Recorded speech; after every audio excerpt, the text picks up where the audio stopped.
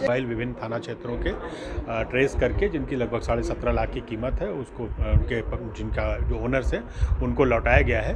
और ये हमारा अभियान लगातार चलता रहेगा और इसमें अपराध से संबंधित अगर कोई विषय वस्तु है उसका भी परीक्षण किया जाएगा। ये मिसिंग मोबाइल हैं जिनको हमने एक जो सर्चिंग में लगाया था। एक जो टिपिकल आप लोग की जानकारी में होगा, मोबाइल का एक विशेष नंबर होता है। उस नंबर को जैसे ही वो एक्टिव हुए हैं तो किसी भी नेटवर्क में आए तो हमने उसको भी सर्च करके उनसे लिया है। और उसमें हमने इस चीज़ का भी ध्यान रखा है कि वो मोबाइल उनके पास किन परिस्थितियों में आया। लेकिन अभी तक की जो इस चीज़ आई है उसमें उनके द्वारा किसको कोई क्रिमिनल या इंटेंट नहीं सामने आया था, इसलिए उनसे लेकर और उनके जो ओनर्स हैं उनको सौंपा गया है। अभी तक जो हमने किया है ये तो हमारे सर्किल के ही है, मतलब एमपी सर्किल के। 114 मोबाइल है, 17.5 लाख। लोगों ने जो एक अभियान चलाया था, पिछले 1-2 महीने से चल रहा था, उसी क्रम में लगभग आज 114 मोबाइल जिनकी कीमत लगभग 17,35,000 के आसपास की है, ये सारे मोबाइल इन लोगों ने सर्च किए, जिसमें हमारी टेक्निकल टीम लगी रही, साइबर टीम लगी रही और हमारे सभी थाना प्रभारी और सीएसपी को मॉनिटर कर रहे थे।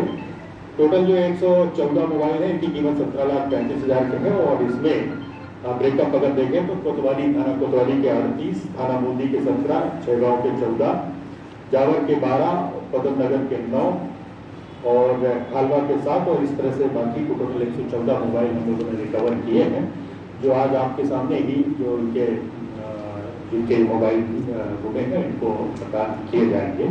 और ये हमारा अभियान लगातार चलता रहेगा, जिसमें मोबाइल ढूंढने की आजकल जो काफ़ी शिकायतें आती हैं, इस पर भी करेंगे। और हम ये भी कोशिश करेंगे कि अगर हमारा कुछ मोबाइल्स में जो अपराध से कनेक्टेड अगर कोई चीज़ें हैं उस पर भी हम फोकस करके आगे आने वाले समय में इस पर काम करें।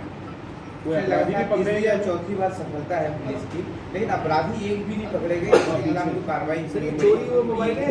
देखिए क्या है, दोनों में फर्क है। आप देखेंगे अगर अपराध की बात है, अगर आप देखेंगे कभी कोई मोबाइल अगर छीना जाता है तो उस पर हम दूसरे सेक्शंस में काम करते हैं और उसका हम इमीडिएट उसमें काम करके और करते तो उसको अपराध से कनेक्ट होता है। जैसे मैंने आपको बोला कि जब अपराध से कनेक्टेड हो गए तो सेक्शंस जो है ये ऐसा होता है। आजकल मोबाइल गिर जाना या किसी जगह या खासकर खड्डा जो आपकी धार्मिक नगरी है तो इसमें आता है। ये चूंकि मैं इसलिए कह सकता हूँ इसको कि ये चीज़ उज्जैन में भी मैंने फील की थी कि कई सारे लोगों के मोबाइल इस तरह से मिस हो जाते हैं। तो ये सारे मिसिंग मोबाइल सर कहाँ से जब्त हुए सर? ये पूरी जो है इनका डिफरेंट कुछ जगह से हम लोगों ने इनको निकाला है। और चूंकि मोबाइल जैसे गिरा उसको लेके कोई भी किसी व्यक्ति के पास पहुंच गया, हम इसमें यह भी वेरीफाई कर रहे हैं कि जिसके पास मिला था वो मोबाइल, वो उस व्यक्ति की क्या प्रोफाइल है, वो कैसा व्यक्ति है। अगर क्रिमिनल वाले हैं तो हमारा ये फोकस रहता है उससे पूछताछ के ये जानकारी निकालने की कोशिश करते हैं कि क्या ऐसा तो नहीं है कि इसने इसे निकाल दिया। कई बार मिसिंग मोबाइल है लेकिन लोगों को मालूम ही नहीं पड़ पाता किस स्थिति में गए, तो वो है हमारे पास जितने भी आवेदन थे उस पर हम ये काम करते हैं। इनमें कई फ़ोन ऐसे हैं जो 1 साल पहले गुम हुए। यस, मैंने तो इतना लंबा पीरियड क्यों लगता है, क्या वजह? देखिए क्या होता है, अगर आप इसको समझें कि जो हमारी इसकी जो ट्रैकिंग की जो प्रोसेस होती है इसमें मोबाइल का एक आइडेंटिफिकेशन नंबर रहता है जिसको IMEI नंबर होता है।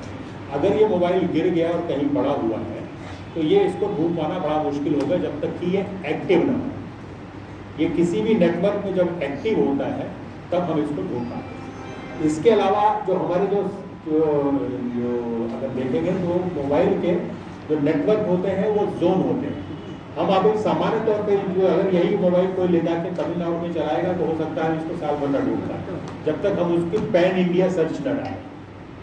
नॉर्मली हम सर्च डालें क्योंकि सर्च डालना भी तो अगर हम इसको अपने सर्किल में सर्च कर रहे हैं तो उसकी संभावनाएं कई बार कम रहती है। हालांकि 90% या इससे भी ज़्यादा मोबाइल सर्किल में ही मिल जाए।